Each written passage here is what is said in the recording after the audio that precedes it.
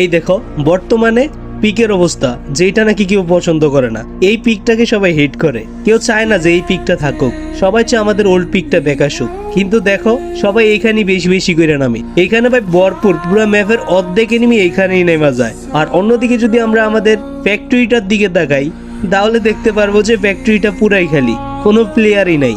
যেখানে নাকি আগে ম্যাপের অধিকাংশ প্লেয়ার নাইমা ফিস্ট ফাইট করতো, ওই জায়গাটাই এখন খালি পড়ে থাকে, মানে এতটা অবহেলা করে। তো আমাদের ওল্ড পিকটা যখন ছিল তখন সব পোলাপাইন ওইখানে নামতো না, বিভিন্ন জায়গায় নামতো, যার কারণে আমাদের পিকটাকে তুলে নেওয়া হয়েছে। এখন নতুন পিক দিছে আর নতুন পিকে কত পোলাপাইন নামতেছে। সেম অবস্থাটা কিন্তু আমাদের এখন আমাদের যে ওল্ড ফ্যাক্টরি, মানে অনেকেই বলবো যে এটা ওল্ড ফ্যাক্টরি না, কিন্তু ভাই এটা তো ওল্ড ফ্যাক্টরি না, মানছি ওল্ড ফ্যাক্টরি অন্যরকম ছিল, কিন্তু এইটা অনেকটাই ওল্ড ফ্যাক্টরির মতো সিমিলার আছে। কিন্তু পিকের তো কোনো কিছুই নেই, সবকিছু উঠে নিয়ে গেছে।